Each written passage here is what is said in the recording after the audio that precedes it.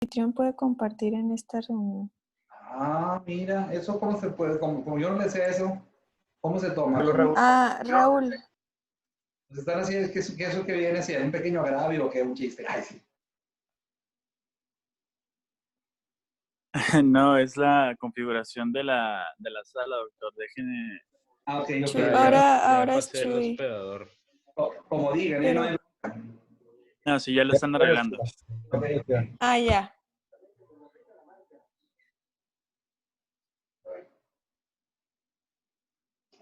Ya.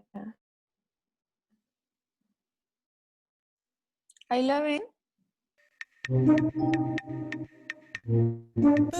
Sí. Espérame tantito. ¿Y quién es la música?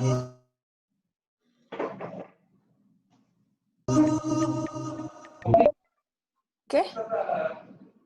Se escucha la música. Sí, ya la quité. Perdón.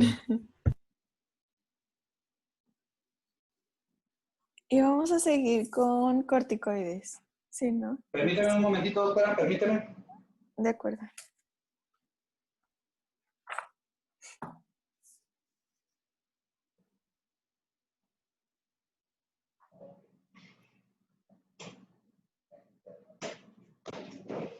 Ahora sí, doctora, seguimos.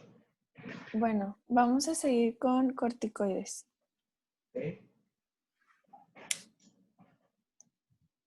Se suelen utilizar en el tratamiento de los brotes, donde son más potentes que los aminosalicilatos. Estos realmente no sirven como tratamiento de mantenimiento.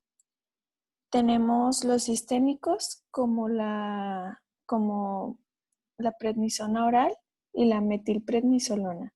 Estos son de potencia alta. Vamos a tener también los corticoides orales de acción tópica. Estos son corticoides de alta potencia, pero tienen efecto tópico. Cuando se absorben a mucosa intestinal, pues van al hígado, donde son convertidos a metabolitos inactivos y por ello tienen menos efectos sistémicos que el resto de los corticoides. Tenemos, por ejemplo, la beclometasona dipropionato oral.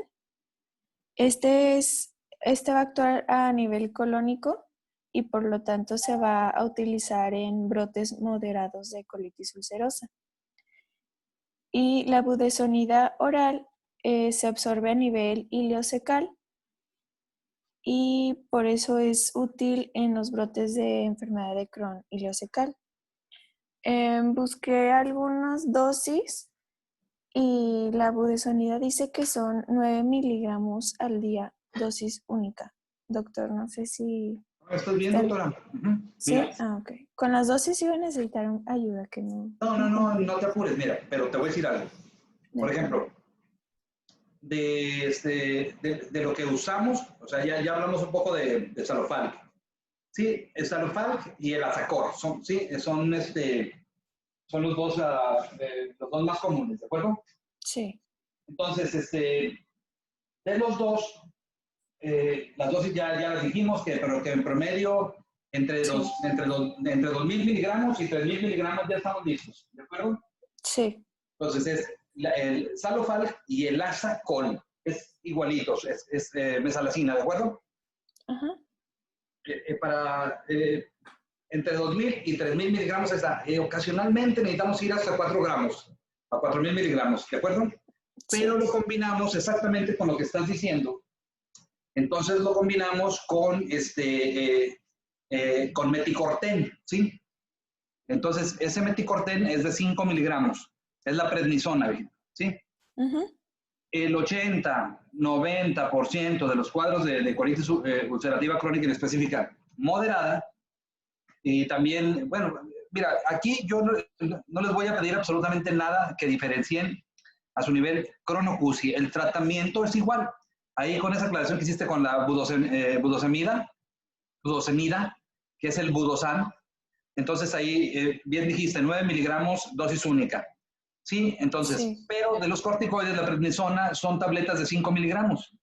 Entonces nosotros vamos, para controlar junto con los salicilatos, vamos a estar entre entre 20 y 40 miligramos cada 24 horas.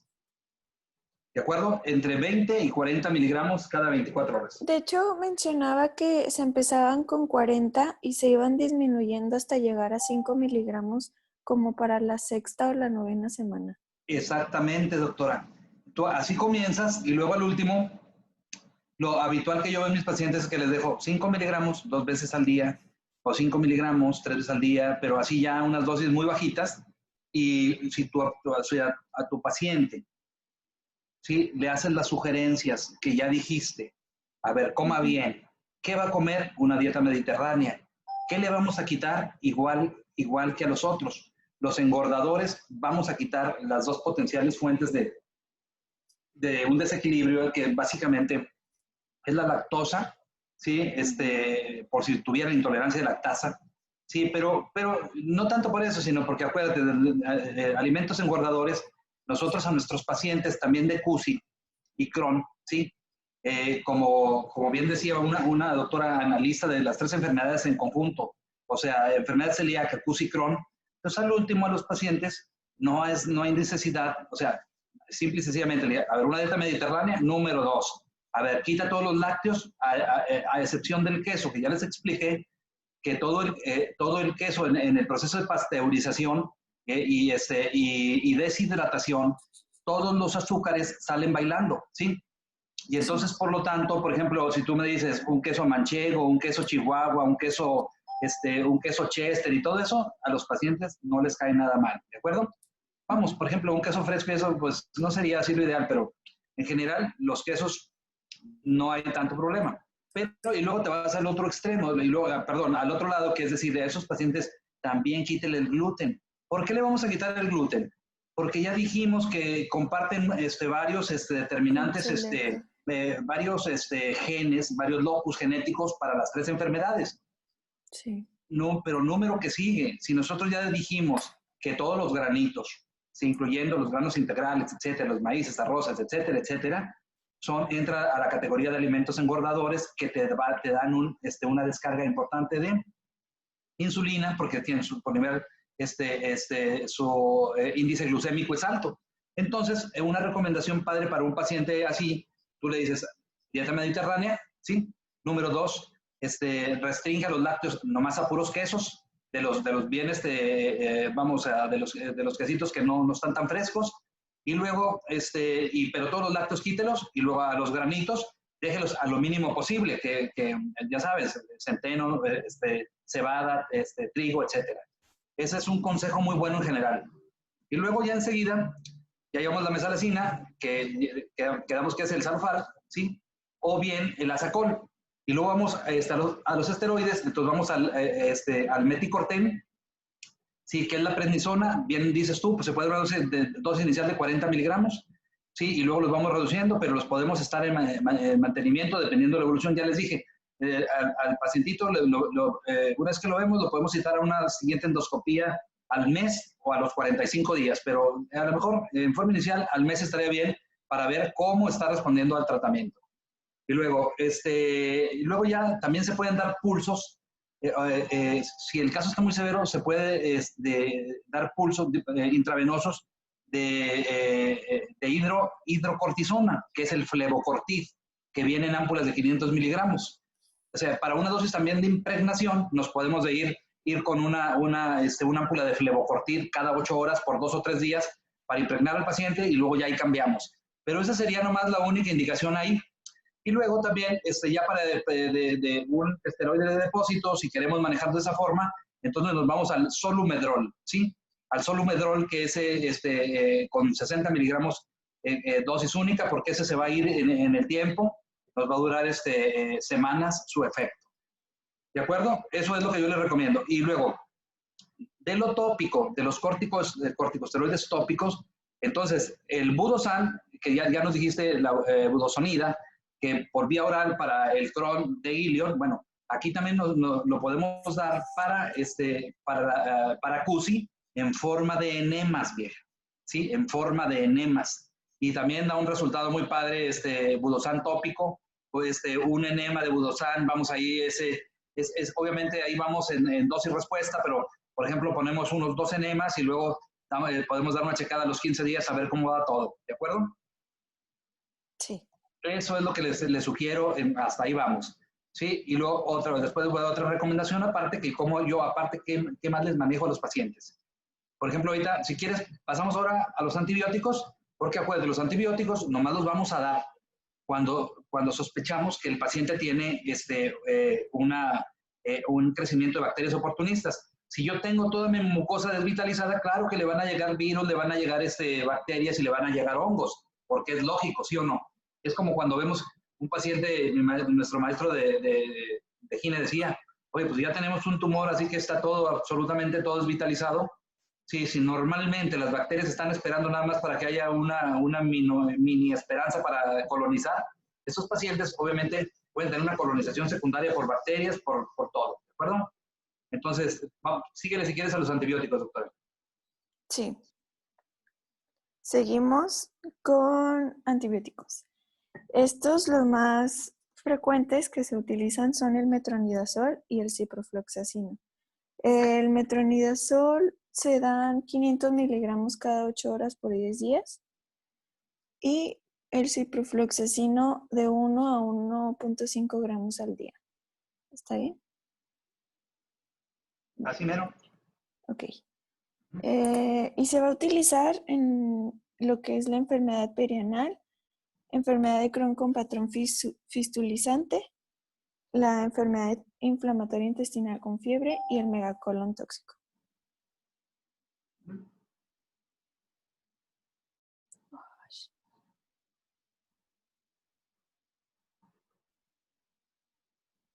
Seguimos con los inmunomoduladores.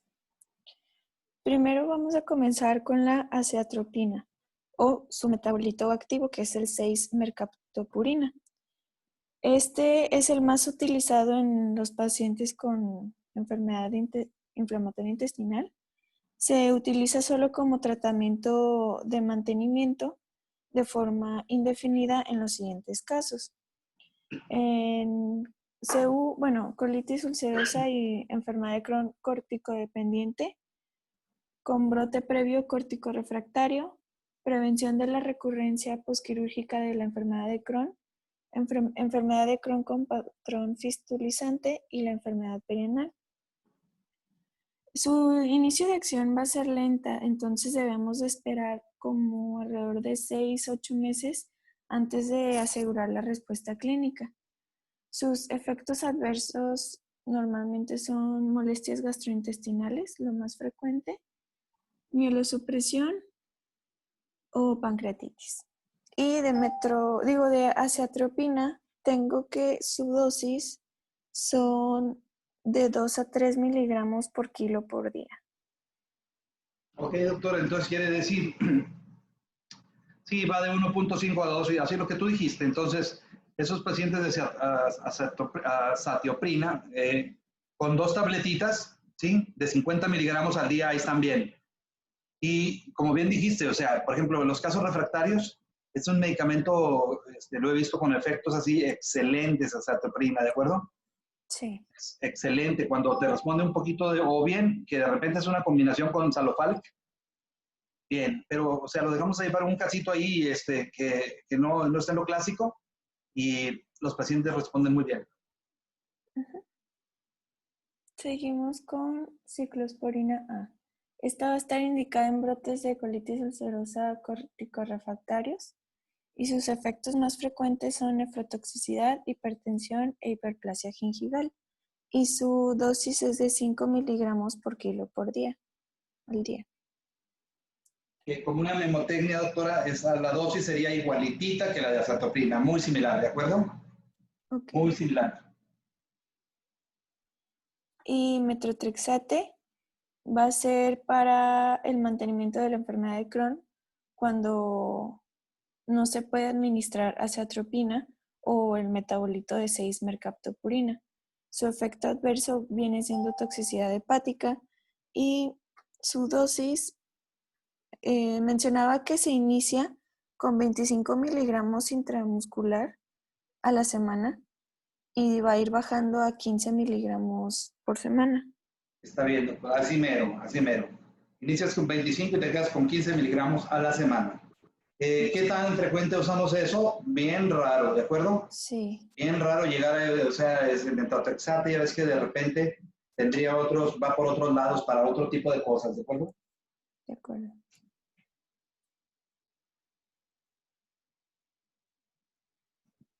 Seguimos con agentes biológicos.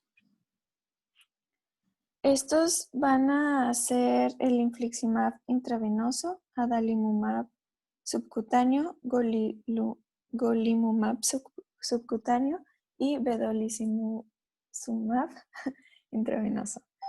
Se recomienda que se combine con azathioprina y de estos encontré las dosis del infliximab que van a ser 5 miligramos por kilo. Venía que era en la semana 0, 2 y 6. Y Pero nada más que, quiero que digas la dosis de ese puro medicamento, nada más, sí, doctora de agentes biológicos, ¿sí? Nada ok, más, ¿sí? bueno, sí son 5 miligramos por kilo. Exactamente. Ok. Pero ¿a qué se refería con eso de 0, 2 y 6 semanas? No, no sé, doctora, pero así nos quedamos con esa dosis, ¿de acuerdo? Y Ok, acuérdate que ese actúa contra la expresión del factor de necrosis tumoral, ¿verdad?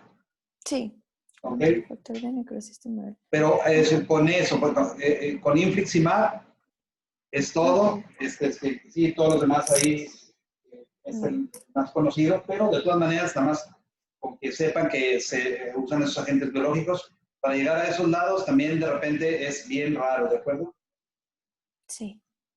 ¿Qué más, Y doctora? estos van a estar indicados pues en brote corticorrefractario de colitis ulcerativa y en enfermedad de Crohn, enfermedad perianal compleja, enfermedad de Crohn con patrón fistulizante, manifestaciones extraintestinales graves, tratamiento de mantenimiento tras remisión inducida con un fármaco biológico y de mantenimiento en ambos casos. Y mencionaba que los efectos adversos son de reactivación de la tuberculosis, reactivación del virus de la hepatitis B crónico, infecciones oportunistas y neoplasias. Mencionaba que se tiene que combinar con azatropina para evitar la pérdida de eficacia de estos mismos fármacos a largo plazo. Ok, es como un efecto sinérgico, ¿verdad? Sí. Pasamos a la valoración pretratamiento con fármacos biológicos o inmunosupresores. Antes de iniciar el tratamiento con alguno de estos, se solicitan las siguientes pruebas: el hemograma, las serologías de virus de hepatitis C, B, VIH, parotiditis, sarampión, rubiola y varicela, y según su resultado se va a vacunar se va a vacunar contra varicela con la triple vírica o otras antes de iniciar el tratamiento, porque está contraindicadas las vacunas de virus vivos durante el tratamiento. Y también eh, se necesita realizar tamizaje de tuberculosis, ya sea por radiografía de tórax o el Mantoux. No sé si sepan qué es el Mantoux. Bueno, Es pero la, es es la, una es la reacción cutánea prueba. masculina, ¿verdad? Sí, ajá, es una prueba que consiste en inyectar antígenos y ya se comprueba si se produjo contacto con la bacteria o con la vacuna. Muy bien. Encontré en un artículo esta tablita en donde te resume cuáles sí se utilizan en colitis y cuáles no en enfermedad de Crohn, ya por si quieren verlo en sus casas. Seguimos con tratamiento, o sea, bueno, dije ahorita todos los fármacos y ahorita vamos a ver cómo paso por paso qué se hace para el tratamiento de los brotes. En caso de que sea brotes de colitis ulcerosa, bueno, los pacientes con proctitis pueden ser tratados solo con el tratamiento tópico Y en los brotes corticorefractarios se debe de realizar una biopsia rectal para descartar la sobreinfección por citomegalovirus.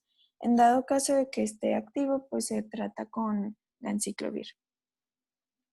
Cuando el brote es leve, pues como ya mencionamos, se utilizan las 5-ASA, específicamente la mesalazina, oral y tópica, que es por vía rectal. Si no responde y ya sigue un brote moderado, se utiliza la 5-ASA oral y tópica y un glucocorticoide oral de acción tópica. En dado de no responder, se da lo mismo, pero con un glucocorticoide de 1 miligramo por kilo por día. Si no responde, ya seguimos al tratamiento de un brote grave, que es glucocorticoide intravenoso, 1 miligramo kilo por día. Y en dado caso de ser corticorefractario y que no responde de 3 a 7 días, se utiliza la ciclosporina A intravenosa o algún biológico manteniendo el glucocorticoide. Y si no responde, pues ya pasamos a cirugía.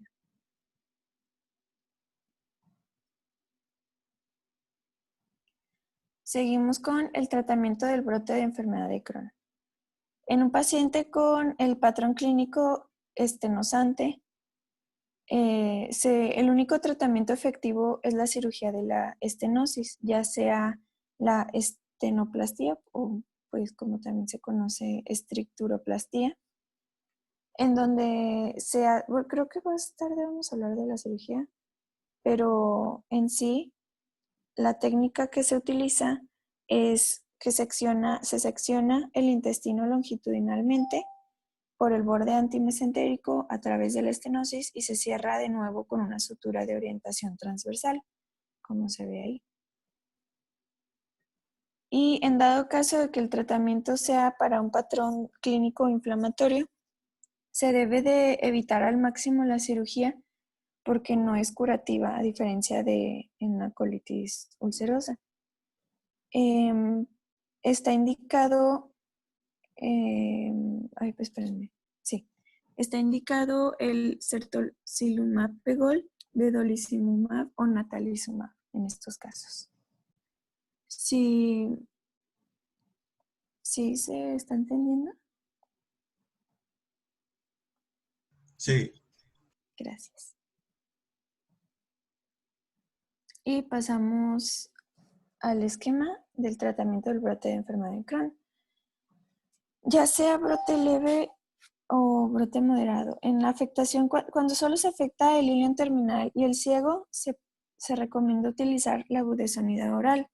Si no responde, tenemos que pasar a un glucocorticoide oral de 0.7 a 1 miligramos por kilo por día. Y en dado caso de que sean en otros lados que no sea el ilion terminal y el ciego, se pasa directamente al glucocorticoide oral. Si no responde, tomamos medidas para brote grave, que es el glucocorticoide intravenoso de 1 miligramo kilo por día. Si termina siendo corticorefractario, se utiliza un agente biológico. De no responder, se cambia este agente biológico por otro, y si no responde, pues ya sería a cirugía. Vamos a pasar con el tratamiento de mantenimiento. El tratamiento de mantenimiento en colitis ulcerosa. Bueno, tras un brote leve, moderado o un brote grave que se responde con corticoide intravenoso, se va a utilizar los fármacos de la 5-ASA oral o tópicos. En una colitis izquierda o proctitis suele ser suficiente el tratamiento tópico. O sea, se va a mantener con el tratamiento tópico. En dado caso de que sea un paciente corticodependiente, se prefiere utilizar azathioprina o el metabolito 6-mercaptopurina en lugar de la 5-ASA. Si fracasa pues se prefiere utilizar el infliximab o el adalimumab. Sí, si el paciente tuvo brote grave y fue corticorefractario, se emplea la azathioprina o el metabolito 6-mercaptopurina. Ahora, menciona que los pacientes que son sometidos a cirugía proctolectomía total, como es curativa, realmente no requieren ningún tratamiento de mantenimiento.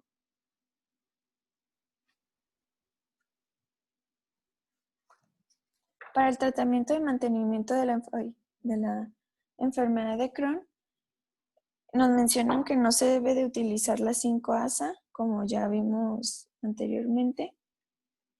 Y el tratamiento de elección en general consiste en aciatropina o el metabolito 6-mercaptopurina. Si este fracasa, se debe de emplear un tratamiento combinado de aciatropina más infliximab, o se puede utilizar azathioprina con adalimumab, o se puede utilizar metrotexato en monoterapia. Y menciona que después de la cirugía de la enfermedad de Crohn sí se recomienda utilizar aciatropina para evitar recidivas postquirúrgicas. Seguimos.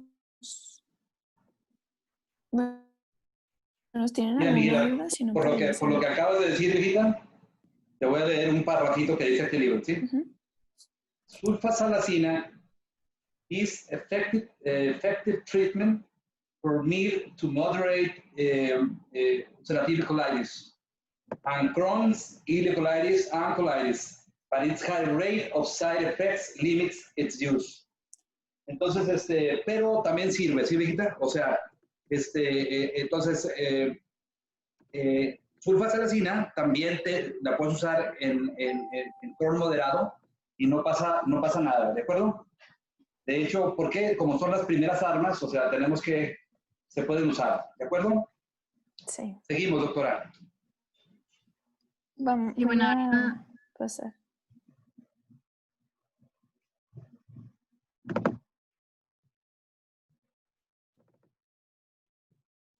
¿seguiríamos con el tratamiento quirúrgico? A ver, espérate. Entonces, ¿quién terminó de hablar? ¿Karen? No, Frida Peniche. Sí, sí, Frida, sí, es cierto. ¿Y ahora quién sigue? Karen Orozco. Ah, Karen Orozco, sí. Es que ese grupo tiene 2 Karen, ¿sí o no? Sí. Ok, bueno.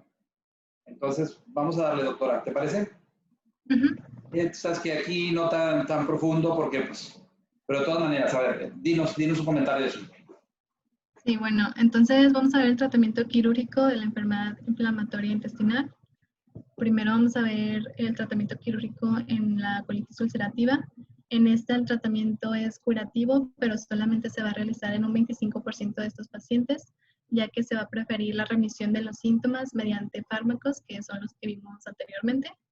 Esta cirugía solamente va a estar indicada en aquella de forma urgente, como sería en una hemorragia masiva, en un megacolón tóxico que no responda de 24 a 48 horas, en una perforación, y también se puede hacer de manera electiva en aquellos pacientes donde haya fracasado el tratamiento médico, donde los niños presenten algún retraso de crecimiento o exista una complicación extraintestinal de difícil manejo, como sería una neoplasia.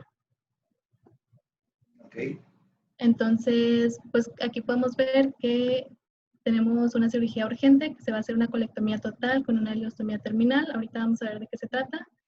Y también de manera electiva hacemos una proctocolectomía total con una anastomosis ileoanal. Doctora, te voy a hacer un comentario de eso, ¿sí? Ajá. Obviamente, de repente que un CUSI o Crohn, en primer lugar ya dijimos, el Crohn sería bien raro, pero bueno, vamos a decir, que se nos presente aquí en la región, dijo, pues es que entró en forma urgente a una colectomía total, sin diagnóstico previo, porque ya me tocó, sí, o sea, el otro día vi un caso ahí que se operó en la Cruz Roja y era una paciente con una enfermedad inflamatoria intestinal, ¿sí? Con un sangrado, digo, o sea, no me quedó claro el diagnóstico, pero ¿te imaginas andar operando a un paciente, andarle haciendo una ileostomía o una colostomía a un paciente con enfermedad inflamatoria intestinal? sin tener un control previo de su cuadro. Sí, es un asunto muy grotesco para un cirujano de andar operando eso. O sea, te digo, al menos que se tenga conocimiento de causa y luego dices, ¿sabes qué? Nuestro paciente no está evolucionando bien y ¿sabes qué? Se le hemos hecho la lucha por acá, por acá, por acá. Pero de que sin previo aviso se nos presente un caso y que fue sometido a una resección parcial de un segmento de colon por una colitis ulcerosa crónica específica, sería uno de esos asuntos casi, como le dice, es como un semioso, ¿de acuerdo? Un semioso. Entonces esa es una parte que hay que estar ahí, digo, pero como ya lo vi, se los tengo que mencionar, ¿de acuerdo? Sí, doctor. Entonces pasaríamos a lo que es una colectomía total con una ileostomía terminal. La colectomía se basa en la extirpación del intestino grueso, desde lo que es el ciego hasta el colon sigmoides. Y aquí en esta cirugía se deja intacto el recto o un muñón rectal que el cirujano va a dejar de longitud lo que él considere. Esto se hace con el objetivo de hacer una operación restaurativa en un futuro. Además, se ha visto que hay una disminución en las hemorragias, como también en las lesiones de los nervios del piso de la pelvis, como la vejiga y los genitales. Y una vez que se realiza esta colectomía, se va a pasar a hacer una ileostomía, en la cual se va a tomar el ilion terminal. Este se va a extraer a través de la pared abdominal para así evertirse y se va a suturar después a lo que es la piel de la pared abdominal. Así es como quedaría el estoma con su bolsa, donde pues aquí va a salir la materia fecal. Eso que mencionaste al último, exactamente, se llaman, eso para que se vierte la mucosa, se llaman puntos de maduración de la ileostomía. ¿De acuerdo? Y ahí donde está perfecto, ¿eh? Digo, nosotros, o sea, hacemos la ileostomía en este pedacito, donde está, o si no, derecho, cuadrante superior, inferior, derecho o izquierdo. Ahí queda bien la ileostomía, muy padre. Y tengo un video, no sé si lo quiere ver, doctor. Sí, dale, doctora. Bueno, entonces esta va a ser una colectomía con la ileostomía. Se va a hacer mediante vía laparoscópica. Y aquí vemos cómo comienza con los trúcares. Y después lo que va a hacer es va a ir disecando lo que es el mesocolon del sigmoide, que es lo que está haciendo aquí, mediante lo que es el bisturí armónico o el ultracision. Y después de que hace esto, entonces va a llegar a lo que es la unión recto-sigmoidea. Aquí. Y después va a seccionar el segmento de lo que es,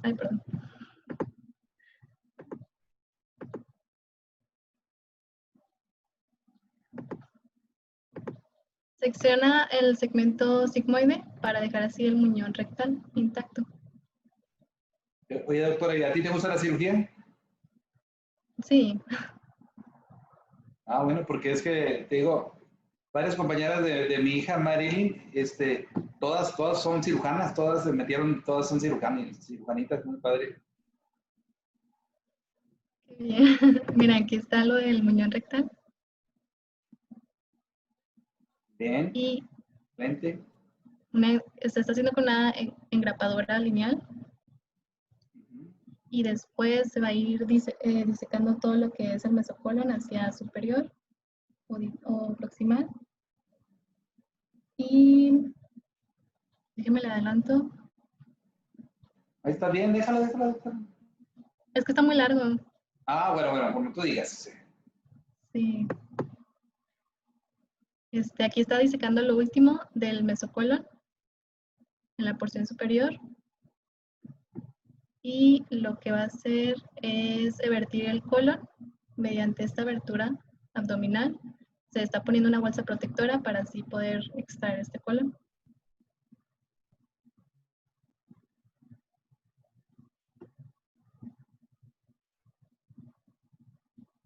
Ahí vemos que lo están sacando de manera cuidadosa, cuidando que no haya ninguna hemorragia como aquí es el caso que hay una pequeña hemorragia. Y lo último que se hace es, con esta endograpadora lineal, seccionar lo que sería lo más proximal al ilion terminal, que es este, para así extraer pues la porción del colon. Ahí está el apéndice. Acá.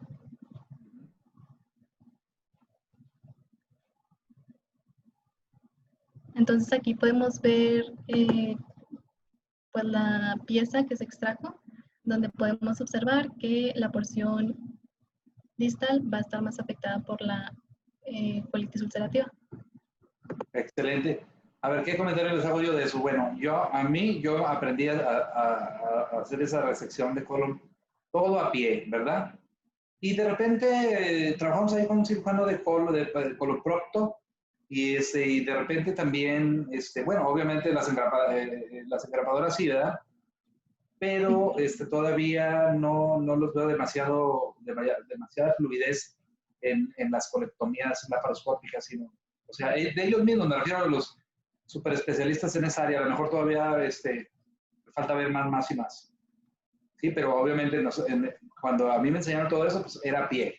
Pero es una cirugía muy entretenida, muy padre, porque como bien dijiste, te vas por la fascia de todo, vas liberando todo el marco cólico, al menos y lo ya separando el meso transverso, ese sí, pero luego entonces, bien padre, un orificio en el mesenterio y le pones un hilito o un Penrose al ilion, y luego te vas como no es maligna, o en este caso no es maligno, entonces te vas pegadito al margen unos 2 centímetros y entonces ahí vas ligando los vasos ileocólicos, cólicos izquierdos, en el territorio de la arteria cólica media y luego todos los pegaditos al arco de Drummond y luego todos los vasos izquierdos, hasta los sigmoideos en este caso. Es una cirugía padre, pero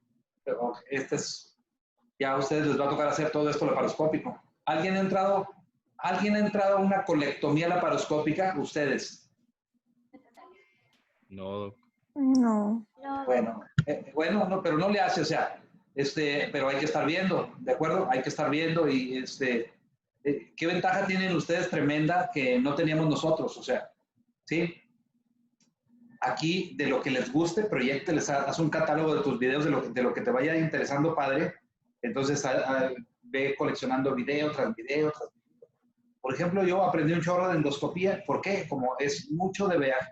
Entonces, aquí ya se cuenta, aquí digo, oye, pero no te prestaron las cosas ni nada. Pero no le hace. O sea, aquí mucho cuenta que estés familiarizado con las cosas. Ese es un tip que les doy. Obviamente, cuando ustedes están en la etapa así todavía formativa, el primer obstáculo que tienen, ¿sí? Que ya se los está quitando el presidente AMLO, es el examen nacional, ¿de acuerdo?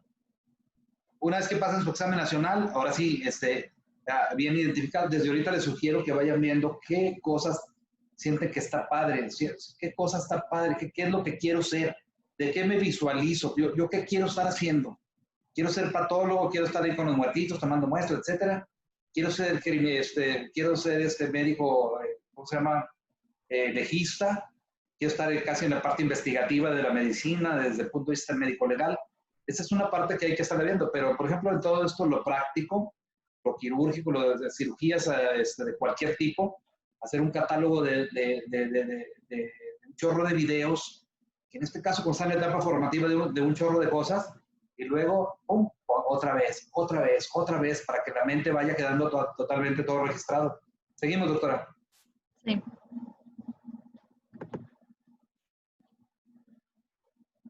Entonces, después se va a hacer la ileostomía, donde podemos ver que está haciendo una incisión en el ilion terminal.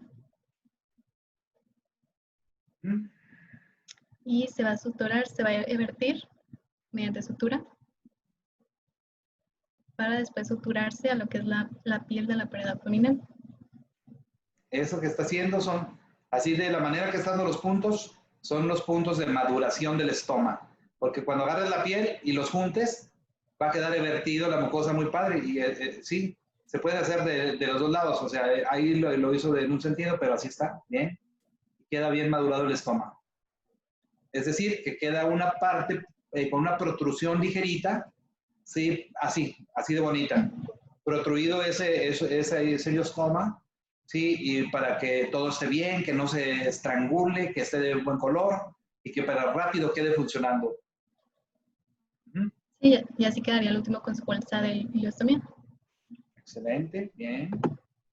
Sí. Entonces después pasaríamos a la siguiente operación, que esta va a ser de manera electiva o se puede hacer después de que se hizo la cirugía de urgencia después de 3 meses.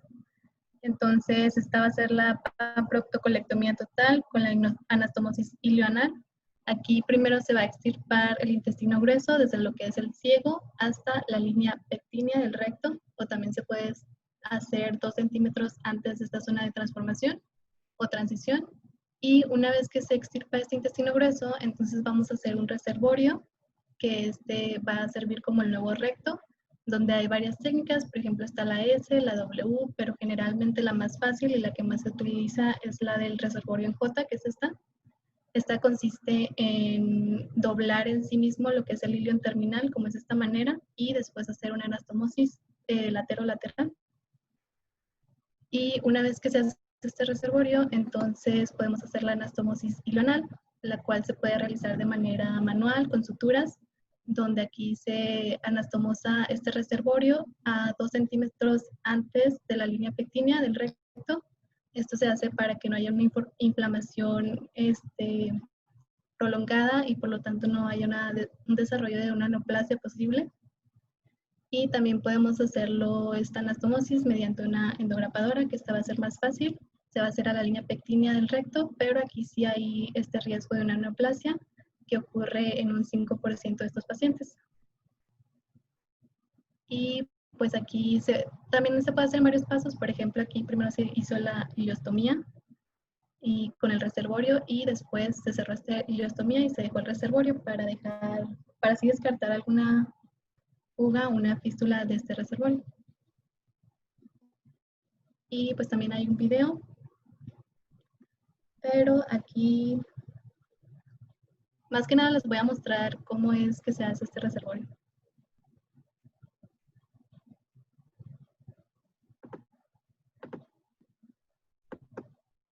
Entonces aquí podemos ver el ilion terminal, que está doblado en sí mismo.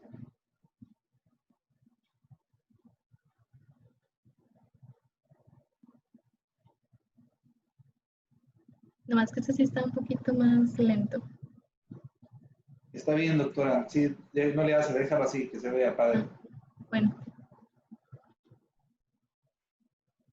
Entonces van a comenzar a hacer una incisión en esta porción que pueden ver, que va a ser la parte donde se va a anastomosar a lo que es el recto.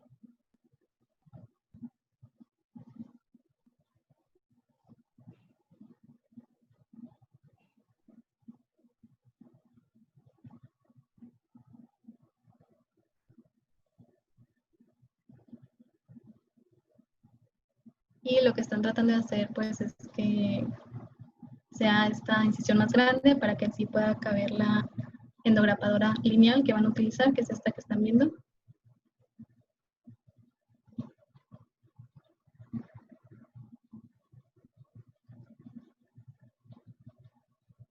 Nomás que aquí sí se tarda un poquito para introducir la endograpadora, entonces sí, aquí voy a adelantar. Ajá.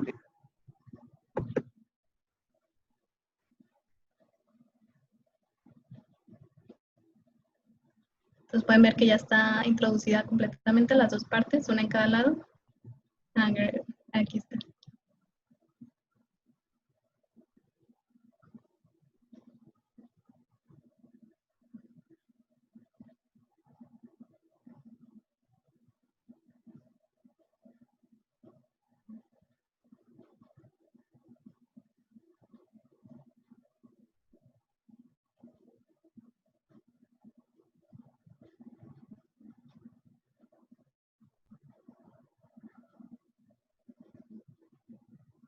Y después van a hacer la anastomosis lateral, que es lo que están viendo aquí.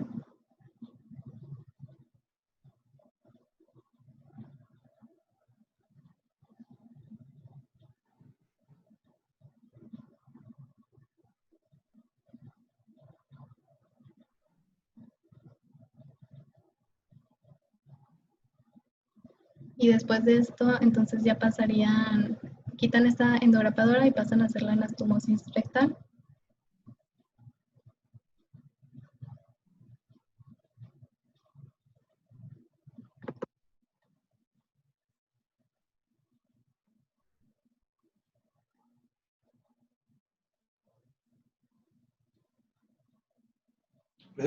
Es para hacer cuando menos el ilion del doble de su tamaño, ¿verdad? Para que quede así como tipo, como una ampulita rectal. Ahí están introduciendo la endograpadora que va a ser circular.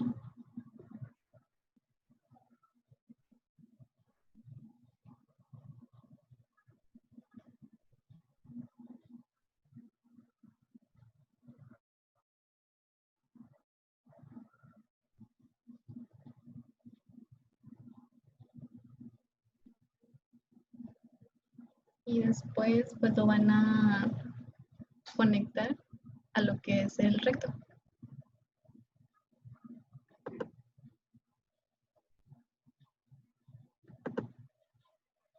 Que ahí estamos pudiendo ver cómo se introduce la endograpadora, que es esta.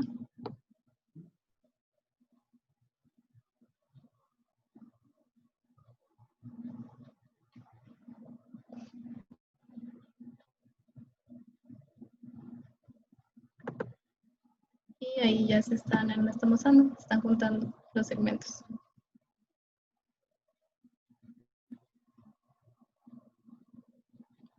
Y ya pues así es como queda esta anastomosis ilional.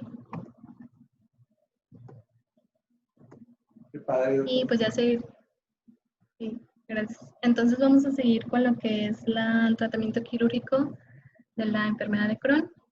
En este, a diferencia del que vimos pasado, aquí el tratamiento quirúrgico nunca es curativo, pero se va a realizar con más frecuencia, hasta en un 75% de estos pacientes, ya que esta enfermedad va a recidivar mucho. Entonces, aquí está indicada en aquellos pacientes que tengan fístulas, abscesos, una obstrucción por estenosis, que esto va a ser muy frecuente, que presenten alguna hemorragia o perforación, o en caso de que el tratamiento médico haya fallado. Aquí lo que vamos a realizar es una colectomía parcial con una anastomosis término-terminal, donde primero el cirujano va a inspeccionar el colon para ver cuál es el segmento afectado, donde después va a realizar una mínima resección que sea eficaz. Esto se va a hacer para preservar la mayor longitud de intestino que sea posible, para así, como ya les comenté, esta enfermedad va a recurrir mucho, sobre todo a los 3 a los 5 años, y lo que tratamos de hacer cuando hacemos esta mínima resección es evitar un síndrome de intestino corto. Entonces, una vez que se hace esto, pues ya se hace la anastomosis término-terminal, y para evitar recurrencias posquirúrgicas se le recomienda al paciente abandonar el hábito de fumar. Se le puede dar metronidazol por 3 meses o azatioprina en aquellos pacientes que presenten un alto riesgo de recidiva, como son que tenga ya varias resecciones o que tenga un patrón fistulizante. Y también en estos pacientes podemos hacer una estricturoplastía, que se va a indicar en aquellos segmentos de intestino cortos que se encuentren estenosados. En este, como ya vimos un poquito anteriormente, se va a hacer una incisión de manera longitudinal en el asa comprometida, y después se va a hacer un cierre transversal para así aumentar la luz del intestino. Por ejemplo, aquí estamos viendo la técnica de Heineke-Mukilix, que se va a hacer en aquellos segmentos estenosados menores de 10 centímetros, pero hay otras técnicas, por ejemplo la de Finney, que va a ser en aquellos segmentos mayores de 10 centímetros. Y pues con esta operación o cirugía, los pacientes requieren ya no presentar síntomas de un intestino con una estenosis. Aquí las únicas contraindicaciones sería que este segmento esté muy inflamado, que presente algún absceso o que se encuentren fístulas. Y como última opción, en estos pacientes con enfermedad de Crohn, tenemos la dilatación endoscópica, en la cual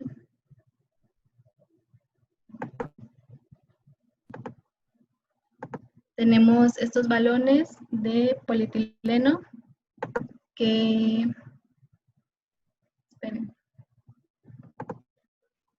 pueden ser de 6 a 25 milímetros y se van a introducir por medio de un endoscopio, los cuales pues se van a inflar cuando ya están en la estenosis. Entonces lo primero que se hace es alcanzar esta estenosis por medio de la endoscopía y mediante una guía se va a introducir el globo para después inflarlo, como lo están viendo aquí, lo que va a desgarrar la mucosa del intestino. Entonces,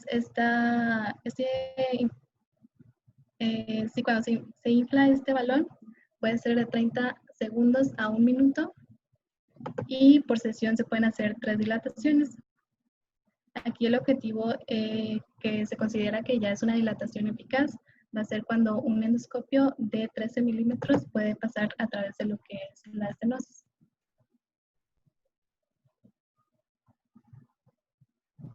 Y pues ya seguiríamos con el tratamiento de la enfermedad perianal, la cual primero se puede dar antibióticos, como sería el metronidazol, que son de 750 a 1500 miligramos por día, hasta por 6 meses. Si esto no funciona, se puede administrar lo que es la acetoprina, la cual va a ser de 2.5 miligramos por kilogramo, de 3 a 6 meses. Si esto de todas formas no funciona, podemos pasar a lo que es el infliximab, donde van a ser 5 miligramos por kilogramo. Y en caso de que todo esto no haya funcionado, ya se puede hacer una cirugía donde se va a extirpar y se va a drenar el trayecto fistuloso, que va a tener una efectividad de un 60 a un 75%. Y ya por último, el libro nos refiere esta enfermedad inflamatoria intestinal y el embarazo, donde puede provocar una infertilidad en aquellas pacientes donde el ilion terminal se encuentra inflamado y por lo tanto se cicatricen las trompas de falopio, generalmente del lado derecho.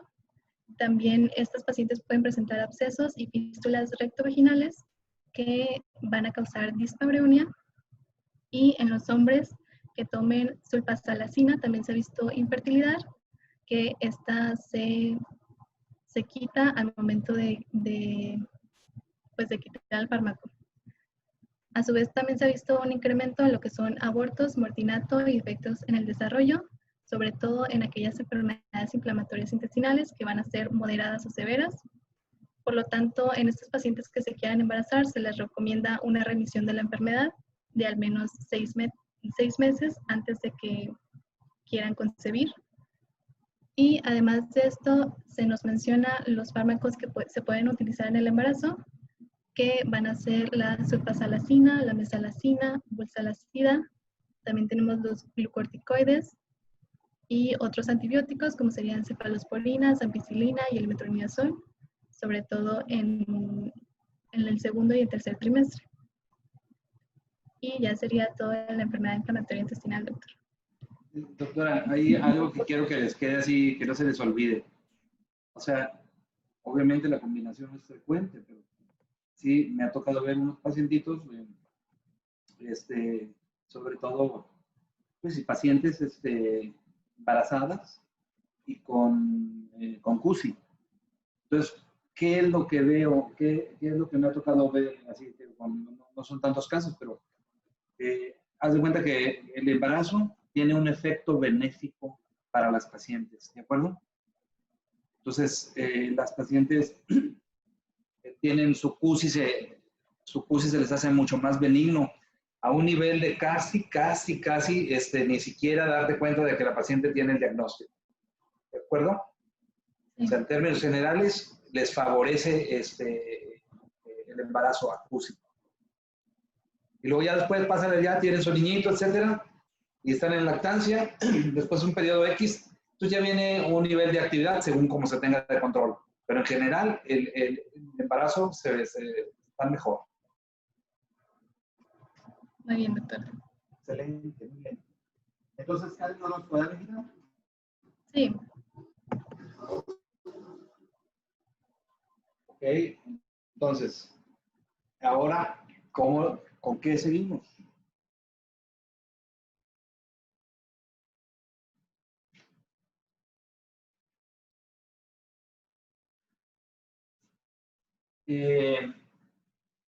¿Qué equipo sigue?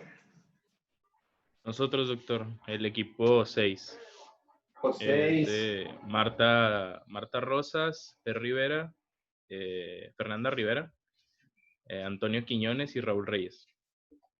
Ok. Entonces, ¿qué más comentario de esa enfermedad?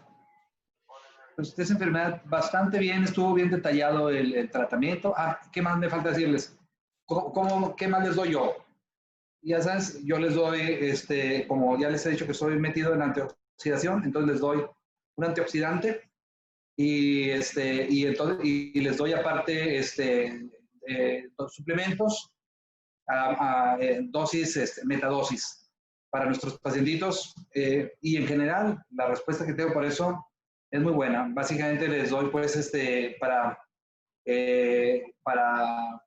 mejorar el funcionamiento de superóxido de dismutasa, catalasa, enzima Q10, glutatión peroxidasa, ¿sí? Y les doy también metadosis, sobre todo de vitamina C, ¿sí? Y de vitamina D, que ya dijimos, 5,000 unidades cada 24 horas para los pacientes que tienen este problema de enfermedad de tipo inmunológica, las 3, ¿sí?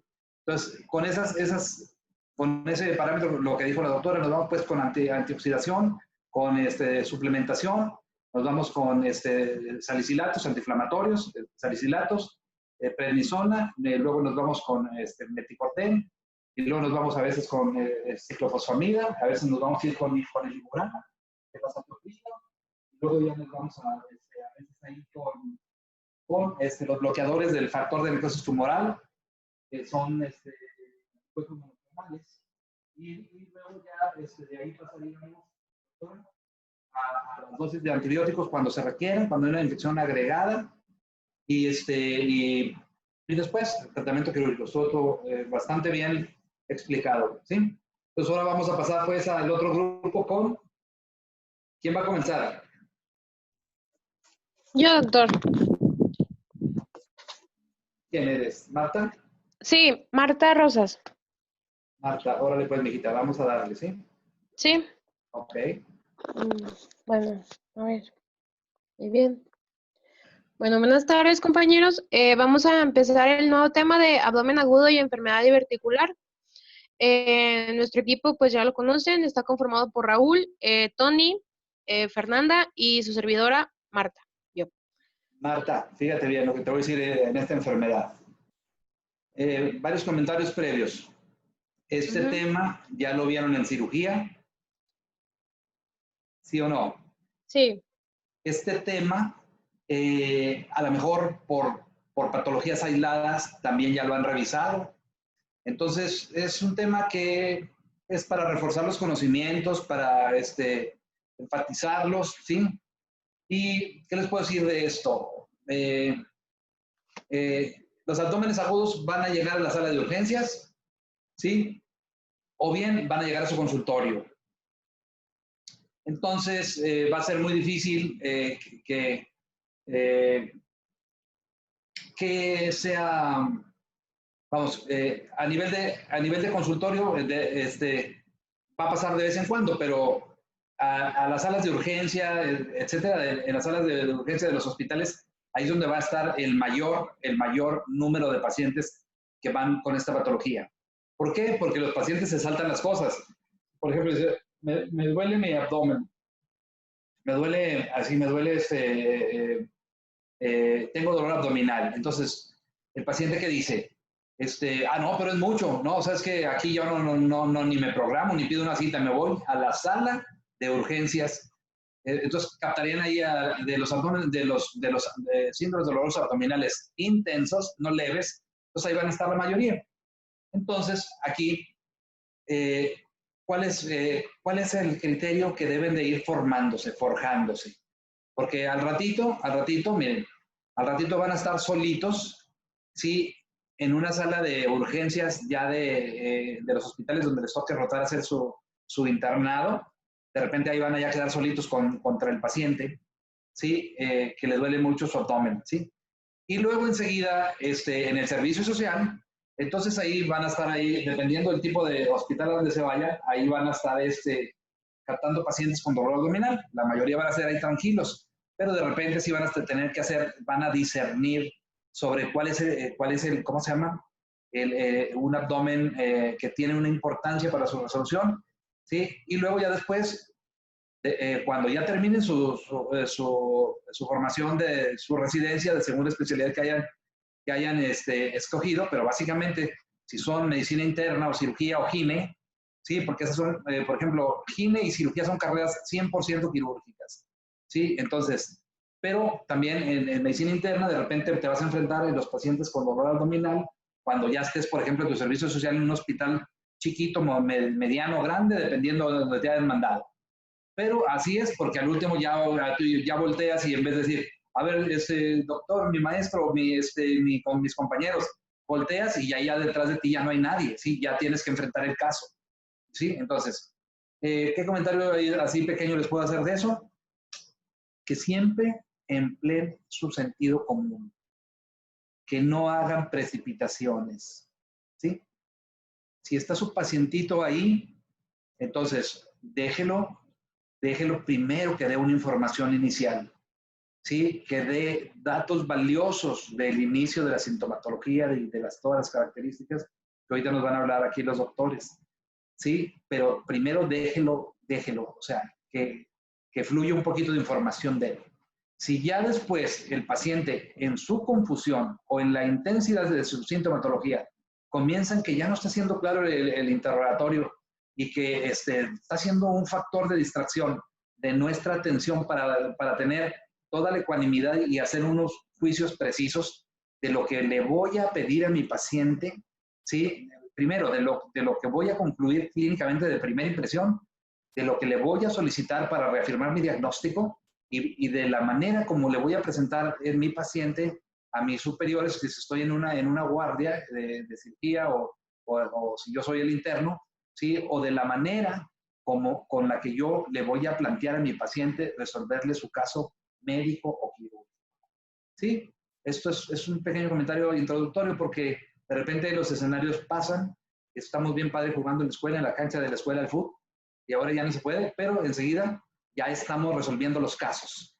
Y en este tema en especial, acuérdense que hay una gran cantidad de casos que quedan en observación porque los diagnósticos no han sido precisos. Y a algunos pacientes se les da un poco de tiempo para que en la evolución intrahospitalaria en la sala de urgencias se madure el diagnóstico o se recopilen todos los instrumentos necesarios para consolidar que nuestro diagnóstico sea de mayor calidad. Obviamente, sin pasar a los extremos, ¿verdad? A ver, de volada se me viene un paciente a la mente. Un día me tocó operar a un paciente que le dieron ¿cómo se llama?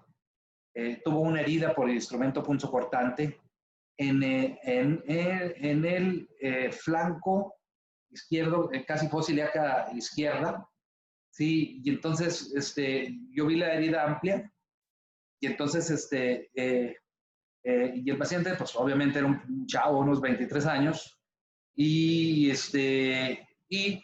me dio unos datos ahí en la exploración de abdomen, ahí un poco de rebote, o sea, algo que me dijo, ¿sabes qué? Ese paciente yo mejor lo voy a explorar, ¿sí? Y entonces lo exploré, mi paciente, y hagan de cuenta, ¿sí? Que el cuchillo, ¿sí?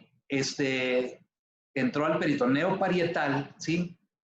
Y luego enseguida tocó el colon, ¿sí? Ahí cerquita de la fascia de todo, y me hizo un sangradito chiquitillo, pero de los 4 o 5 mililitros. Y entonces mi maestro, que es el doctor Urbina de la Rosa, ¿sí? Entonces, yo ya le presenté mi caso y me dice, y le dice, ¿qué le contaste, doctor? Así, en el peritoneo, le di unos piquetitos ahí, no le hice nada, le cerré el peritoneo por dentro y ya me fui. Entonces, un compañero nos dice, oye Luis, operaste gratis al paciente, ¿eh? Porque aquí acuérdense que aquí aparte te digo, ser médico, sí, ya les he dicho, ser médico no es garantía de ser un científico nuclear, pero bueno, y demás características, no voy a repetirlas, pero tampoco de ser una buena persona. Ese es un asunto que siempre pónganse listos en cuanto a eso. Entonces, de volada, mi cirujano que me criticó esa parte, ¿sí? A los 3 días cayó un paciente idéntico, ¿sí? Un paciente idéntico. Entonces, mi maestro en ese momento de cirugía, que no era más que un residente de más grado, me dijo, mira, ven Luis, fíjate cómo se le hace, ¿sí? Entonces, fíjate cómo se le hace. Aquí, mira, pues, el abdomen, ¿te fijas? Entonces, pues, yo ya veo si le hago un lavado peritoneal o qué. Ahí en ese momento no estaban de moda las laparoscopías, porque ya les mencioné una cosa. La primera videolaparoscopía de toda la laguna la hice yo cuando terminé de estudiar. ¿Y por qué sé perfectamente eso? Porque el único laparoscopio que había en la región era un laparoscopio para hacer ligadura de trompas de falopio, que lo había donado la OMS. Y entonces tenía un ocular que se conectaba a un trocar de 15 milímetros, que era una salvajada, nada que ver con lo que hay ahorita. Pero entonces la primera videolaparoscopía me tocó hacerla en una paciente de una endometriosis de la doctora Georgina Palacios, oncóloga, porque le pedí la videocámara al doctor Chavarría, que estaba haciendo las primeras artroscopías de la laguna, le pusimos su videocámara y vimos una endometriosis por primera vez en toda la historia de la laguna, hace ya tantos años. Pero entonces, se nos menciona eso porque en ese momento no había, ¿sí? Entonces, había lavado peritoneal, pero mi maestro doctor de más número dice, no, pues no vamos a ver nada, no vamos a hacer nada. Fíjate bien, doctor, estos pacientes pues se vigilan ahí en urgencias, se les da su tiempo y entonces pues ya, y esos pacientes pues ya mañana de ahí de urgencia lo damos de alta, porque todo era igualito. Entonces yo vi a mi paciente más o menos de la misma edad, dije pues este doctor me va a dar una lesión enorme. Pues entonces andábamos jugando ahí en la escuela y de repente le hablan al doctor. Dice, doctor, su paciente está sangre y sangre por la colita. Entonces, al otro día, ya voy y lo veo y me dice el doctor, ¿por qué no vieron a ese paciente? Dijo, no, porque lo teníamos en observación. Entonces, este es un asunto que se los digo, que es, te digo, es una anécdota que se me quedó bien grabada porque las lesiones estaban muy similares. Sí, obviamente una lesión se abrió y el paciente le fue de lujo y el otro paciente, pues vas a una colostomía, ¿de acuerdo? En ese momento se cierra el muñón distal y automáticamente vas a hacer, se llama una bolsa de Hartmann y dejas una colostomía descendente, ¿sí? Pero el paciente pues entró en periodo de inestabilidad por el sangrado, etcétera, etcétera, que no había necesidad. Entonces, aquí esta parte es el sentido común, ¿sí? Número 1, el sentido común. Número 2, la tranquilidad, ¿sí? Para checar la evolución y esperar los resultados, ¿sí? O sea, si ya estás esperando un resultado y todavía no te lo dan y ya te precipitaste para meter a tu paciente al quirófano, o sea, también tienes que ir con calma. Si ya me fui por ese lado, porque si por ejemplo dices, sabes que el paciente inició con un dolor clásico de un apéndice epigástrico, ya saben, dolor visceral, al referido, etcétera, con una migración a la fosa ilíaca derecha, etcétera, un poco de náuseas, vómitos, ligera febrícula sí o no, taquicardia ligerita, etcétera. Y si no se ha establecido ningún dato de irritación peritoneal, va a haber un dolor exquisito en esa zona. O sea, todos los datos ahí. Pero entonces, en ese momento, nosotros vamos a decir, este paciente ya está listo. ¿Sí? El que ya está listo diagnosticado y ya le aplicaste tu sentido común y hiciste todas las pruebas que se necesitaban, obviamente en sentido común también. Si tu pacientito tiene un abdomen agudo por la causa más frecuente, que es una apendicitis, con un dolor exquisito y a lo mejor datos incipientes de irritación peritoneal, con una leucocitosis, a ese paciente no nos vamos a precipitar a hacerle una resonancia magnética nuclear, o una tomografía, un emisor de positores, o sea, nada más lo que se requiera. Y una vez cuando ya está claro el diagnóstico, enseguida pasas al tratamiento. ¿De acuerdo? Entonces, ecuanimidad para todo, mucho sentido común, y eso lo van a ver a lo largo de toda su vida, ¿sí? De toda su vida, porque, te digo, al menos de que ya, por ejemplo, alguien de ustedes diga, ¿sabes qué? Pues yo ya estoy en inmunología, yo ya estoy en dermatología, yo ya estoy en oftalmología, yo ya estoy a lo mejor en otorrino, ¿sí? O sea, cosas ya muy circunscritas. Si sabes que yo ya me metí por ejemplo, a medicina legal, yo ya me metí a cirugía vascular periférico. Entonces, cuando ya estás así, pero cuando estás en las carreras troncales, ¿sí? o en las especialidades quirúrgicas 100%, entonces obviamente vas a estar viendo a los pacientes, ya seas ginecólogo, ya seas cirujano general, o sea, ya seas cirujano gastrointestinal, y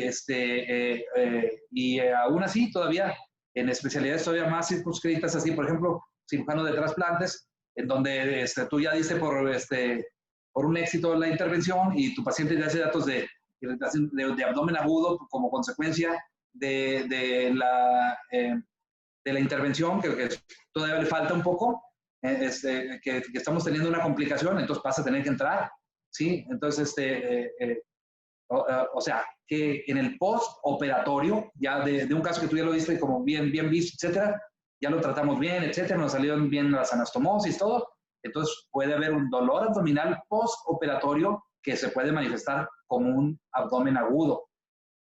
¿De acuerdo? Entonces, mucho sentido común para esta patología. Y como ya nos prolongamos un poquito en el tiempo, jóvenes Quiñones, Reyes, Rivera y Rosas, mañana comenzamos. ¿Les parece? Sí, doctor, está bien. Ok, es que siempre les tengo que decir algo, algún comentario para que, pues así, les voy a decir así, como debe ser algo como una pequeña anécdota para introducir el tema. Mañana seguimos, ¿sí? Sí, doctor, gracias. Estén todos bien, jóvenes. Hasta Cuídense mucho. mañana. Igualmente, doctor. Hasta mañana. Mañana, bye. Bye, bye.